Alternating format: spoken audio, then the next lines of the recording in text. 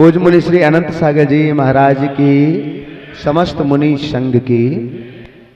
आचार्य पूज्यपाद महाराज इष्टोपदेश ग्रंथ में सारी घटनाओं को देख रहा है, फिर भी यह संसारी प्राणी मूर्ख बना हुआ है। सब कुछ देखते हुए भी कोई रक्षा के लिए कोई उपाय नहीं सोच के उसी में भटक रहा है। आचार्य पूज्यपाद महाराज बता रहे हैं कि एक बहुत बड़ा भारी वन है और गर्मी का समय है, सारे वृक्ष गर्मी के कारण सूख गए हैं और उस वन में अचानक अग्नि लग गई। और अग्नि लग जाने से जो भी ईंधन है वृक्षों का, वह निरंतर अग्नि बढ़ती चली जा रही है। वहाँ रहने वाले हिरण, हाथी, सिंह, बंदर आदि जो भी जंगली जानवर हैं, वह उस स्थान को छोड़ के आगे बढ़ रहे हैं। पर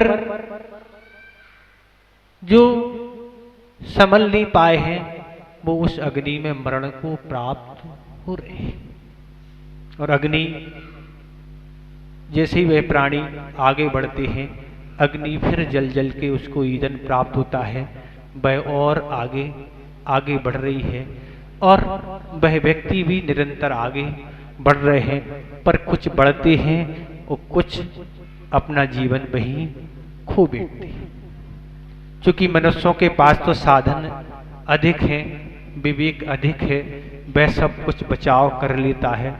पर पशु जानवर के पास तो न तो फायर ब्रिगेड है, न कोई मशीन है, न पानी के साधन की ऐसी व्यवस्थाएं हैं, न अन्य अग्नि को बुझाने के साधन है कि वह अपना जीवन बचा सके।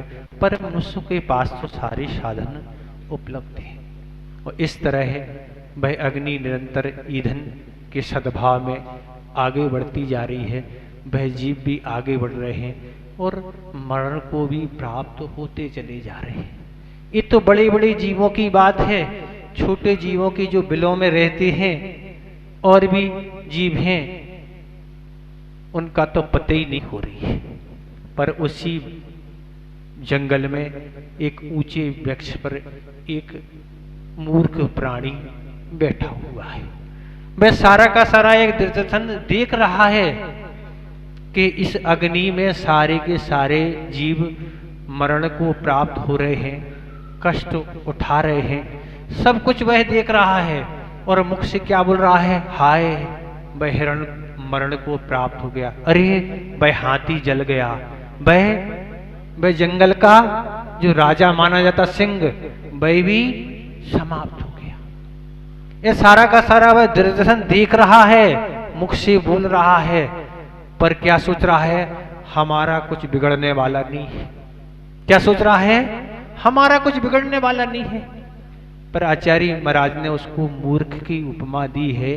क्यों मूर्ख की उपमा दी है? वह सोच रहा है कि हमारा कुछ बिगड़ने वाला नहीं है, पर अग्नि तो निरंतर उसके समीप ही आ रही है और आने वाली वह अग्नि जब समीप आएगी और जब वृक्षों की जड़ों में लगेगी और वृक्ष की जब जड़ें जलेंगी तो वह क्या है, वृक्ष जब अग्नि में गिरेगा तो वह व्यक्ति भी उस अग्नि में गिर जाएगा और अपना जीवन खो बैठेगा। ये नहीं सोच रहा, वो तो ये कह रहा आनंदित हो रहा है, सब कुछ अच्छा लग रहा है उसको देखते हुए, पर ये नहीं सोच रहा है कि हमारा जीवन भी खतरे में है। हम भी एक दिन जो दशा इनकी हो रही है वह दशा हमारी भी होने वाली है। वह तो आनंदित है, प्रसन्नता का अनुभव कर रहा है, पर आचार्य कहते हैं वह मूर्ख है। मूर्ख क्यों कहा? मूर्ख इसलिए कहा, उसको वह विवेकी अगर होता तो उस वृक्ष से नीचे उतर के कहीं भी जाके वह अपना बचाव कर सकता था, पर उस वृक्ष से वह उतरना नहीं चाह रहा। यह दृष्टांत आचार्य महाराज ने हम सब आप लोगों को सबको दिया है कि इसी दशा से हम लोग निरंतर ग्रसित हैं। हम संसार का तो तमाशा देख रहे हैं, खूब आनंदित हो रहे हैं, सबकी किस्सा कहानी हम एक दूसरे को सुना रहे हैं, पर हम उस घटना में भी आने वाली हैं।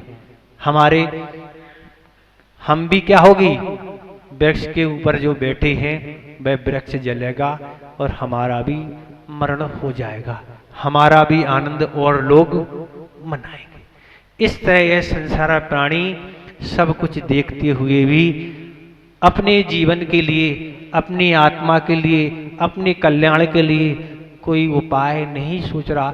आचार्य ने तो कितना श्रम किया है कि उन जंगलों में रहते जहां न कागज थे, न जहां कलम थी, न कुछ थे, पर अपनी साधना में से समय निकाल के हम आपके सामने इस आगम की रचना की।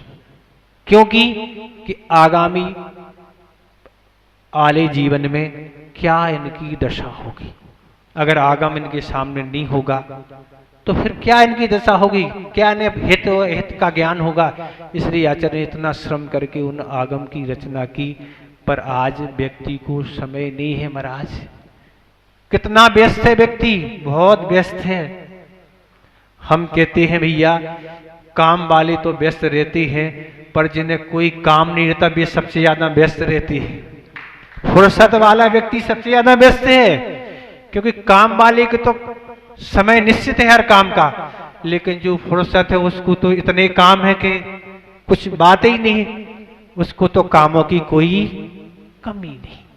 तो इस तरह आचार्य ने इतना श्रम व मेहनत की हम सब पर दया करके कि आगम की रचना की कि आगामी जीवन में यह अपना हित कर सके, अपना कल्याण सके।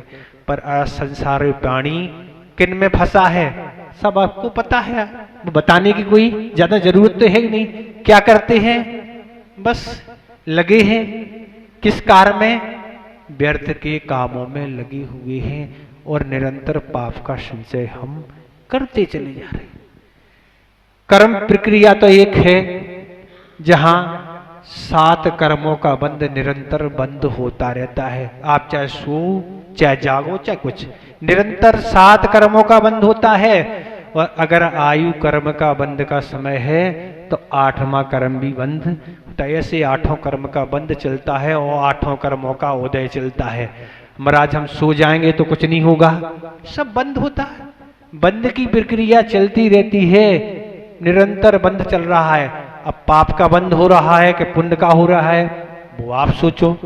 आप अच्छा कार्य कर रहे हैं, पुण्य का बंद हो रहा है, और बुरा कार्य कर रहे हैं, पाप का बंद। बंद की प्रक्रिया निरंतर चल रही है। कैसे होता है बंद, तो बंद की प्रक्रिया गोमटसार कर्म कांड में एक उदाहरण उन्होंने दिया है कि जिस तरह कोई लोहे का गोला है और लोहे का गोला है उसको अग्नि में तपा दिया जाए, और तपाने के बाद उसको अगर पानी में छोड़ा जाए तो वो चारों ओर से पानी खींचता है। लोहे, ऐसा उदाहरण महिलाओं का ले लें घर में, जिस तरह पैरे बघार लगाते थे कि एक चम्मच रहती थी उसमें बघार डाल लेके सब कुछ डाल के उसको गर्म कर देती थी, फिर उसको दाल में सब्जी में छोड़ देती थी। जैसे ही वह छोड़ती थी तो कैसी आवाज आती थी, इस तरह से जो वह पानी लोहे का उसको पानी में छोड़ते हैं तो वो चारों ओर से पानी खींचता है। इस तरह से यह आत्मा क्या है, चारों ओर से बरगड़ाएं खींचता है। कौन सी बरगड़ाएं, पुण्य आप करेंगे तो पुण्य बरगड़ाएं आएंगी, पाप करेंगे पाप। जो आप करेंगे, यहाँ तो ऑटोमेटिक सारा सिस्टम है।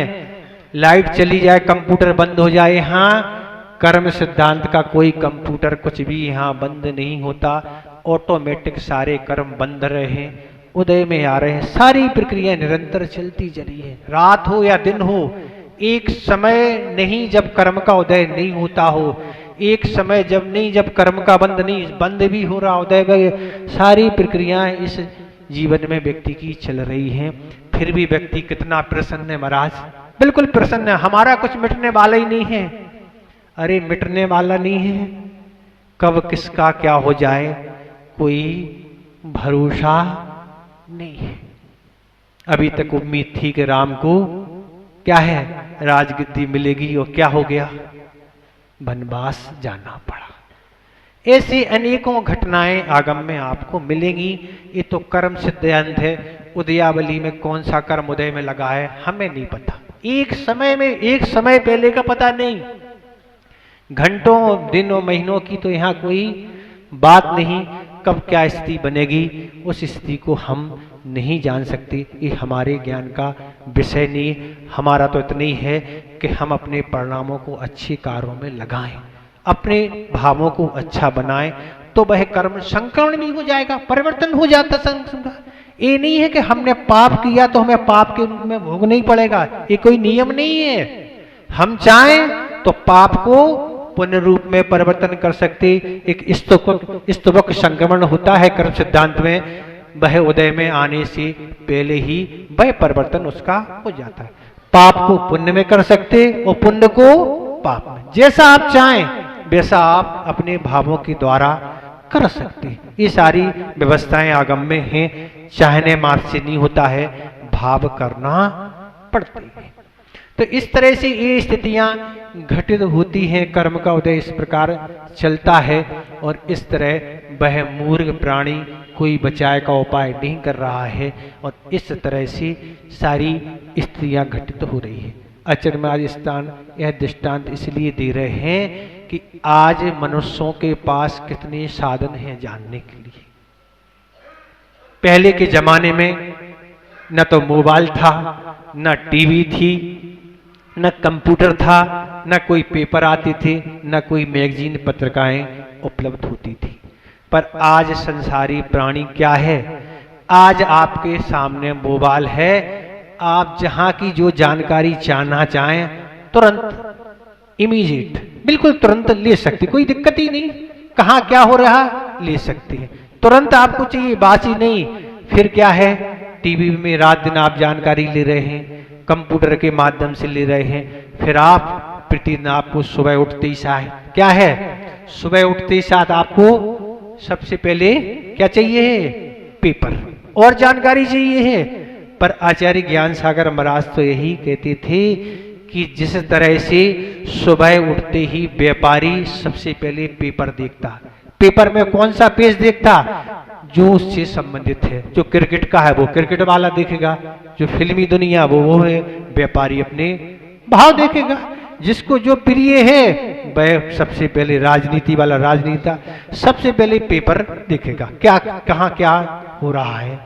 तो आचार्य ज्ञान सागर जी महाराज कहते थे जिस तरह व्यापारी सबसे पहले उठते ही पेपर देखता है, तो इस तरह अगर आप पाप से बचना चाहते हैं तो क्या करना चाहिए, सबसे पहले तत्वार सूत्र का 6वां अध्याय देखना चाहिए। कौन से भावों से कौन से कर्मों का बंध होता है। बहुत आरंभ और बहुत परिक्रम क्या है, नरक आयु के लिए कारण है। आप जितना जोड़ेंगे बस ये उनमें सारे कर्मों किस कर्म का किस भाव से बंध होता है। आचार्य उमा स्वामी महाराज ने तत्वा सूत्र की 6ठी अध्याय में सारा का सारा वर्णन है। अब आपको क्या करना, देख लें, पेपर पढ़ना तो पेपर पढ़ें, और आचार्य ज्ञान सागर महाराज की बात मानना हो तो 6वां अध्याय सबसे छोटा है, पर सबसे छोटा होती है सबसे ऊंचा है। सिर्फ उसमें कितनी 27 सूत्र हैं, ज्यादा नहीं, कितने हैं 27। उसमें आश्रव का वर्णन है। आश्रव का अर्थ आने का अर्थ होता है, पुण्य के भाव होंगे तो पुण्य का आना होगा, और पाप के भाव होंगे तो पाप का आना होगा। ये स्थितियां घटित होती हैं। तो आपके पास सारे साधन हैं, मोबाइल से आप सब कुछ जान रहे हैं। क्या जान रहे हैं, सब जान रहे हैं कि हिंसा का परिणाम क्या होता है। किसी व्यक्ति ने अगर हिंसा कर दी है तो हिंसा के कारण उसको किस प्रकार का कष्ट उठाना पड़ता है। पुलिस में भी क्या होती है, दिक्कत होती है, पिटाई लगाई जाती है, और कोर्ट कचहरी के चक्कर लगाना पड़ते हैं, गवाही ढूंढना पड़ता है, धन भी जा रहा है, समय भी जा रहा है और टेंशन भी बढ़ रहा है, फिर तारीखें बढ़ रही हैं, फिर जमानत आदि सारी समस्याएं। आचार्य महाराज कह रहे एक हिंसा के कारण कितनी तरह की दिक्कतें परेशानी हैं। ये सारे समाचार आप दुनिया से जान रहे हैं, ये तो साधन है, पर व्यक्तिगत भी आप सारी कथाएं सुनते रहते, सुनाते रहते, पर आप हिंसा क्या है, हिंसा के कारण को नहीं छोड़ रहे हैं। आप ये जान रहे हैं कि हिंसा के कारण उस व्यक्ति को कितनी परेशानी कठिनाई उठाना पड़ रही है, पर आप फिर भी उसमें लीन हैं। जिस तरह वो वृक्ष पर बैठा हुआ सब तमाशा देख रहा है, इस तरह आप भी तमाशा देखते चले जा रहे हैं। आप सोच रहे हम तो करेंगे, वो बच जाएंगे, हमारा तो कुछ बिगड़ने वाला नहीं है। अरे अगर यहाँ छूट भी जाओगे कुछ बंडल देके, पर कर्म सिद्धांत की सजा तो ऐसी सजा है। कैसी सजा है? कर्म सिद्धांत कहता है कि राजा सैनिक ने क्या किया, छायक समय दर्शन कर लिया। क्या कर लिया? छायक समय, और तीर्थंकर प्रकृति का बंद कर लिया। किसके? भगवान महावीर स्वामी के चरण सानिध्य, सब कुछ कर लिया, पर उसके पूर्व उनने नरक आयु का बंद कर लिया। पर कर्म सिद्धांत के साथ आयु में कभी भी परिवर्तन नहीं होता, संक्रमण नहीं होता, आयु का कभी भी संक्रमण नहीं होता, और दर्शन मोहि चाहे इनका नहीं होता। बाकी का तो संक्रमण हो जाता, परिवर्तन किसी का किसी में कर दो, पर जिसने जिस आयु का बंद कर लिया उस आयु को भोगना ही पड़ता है। जिस प्रकार राजा सैनिक ने नरक आयु का बंद कर लिया, जाना ही पड़ा, वो जाए चली गई। तो इस तरह आचार्य महाराज कह रहे हैं कि इस तरह से पूर्व में उनने कुछ भी बंद किया हो तीर्थंकर सब, पर नरक आयु का बंद कब कर लिया? पूर्व में कर लिया। क्यों कर लिया? क्योंकि यशोधर महाराज के गले में सर्प डाल लिया। पर आचार्य गुणभद्र महाराज के अनुसार उत्तर पुराण में बहुत आरंभ और परग्रह के कारण उनको नरक आयु का बंद हुआ। ऐसे दोनों प्रकार के कथन मिलते हैं। तो इस तरह से उन्हें तो जाना ही पड़ा तीर्थंकर प्रति। अब बनेंगे जब बनेंगे, अभी तो क्या, अभी तो नरक की मार सहन करना कितना, 84,000, जब तक रहना करना है, इतना ही पर्याप्त समझते हैं। अगर आपको कुछ अच्छा लगा हो तो अपने जीवन में अपन उतार के आचरण बना के अपना जीवन अच्छा बना सकते, अन्यथा तो हम उस कोलू की बैल की तरह लगे हैं सुबह से शाम तक, और शाम से सुबह तक अपना जीवन निकाल रहे हैं। इतने ही पर आप समझते हैं। अहिंसा परमो धर्म की।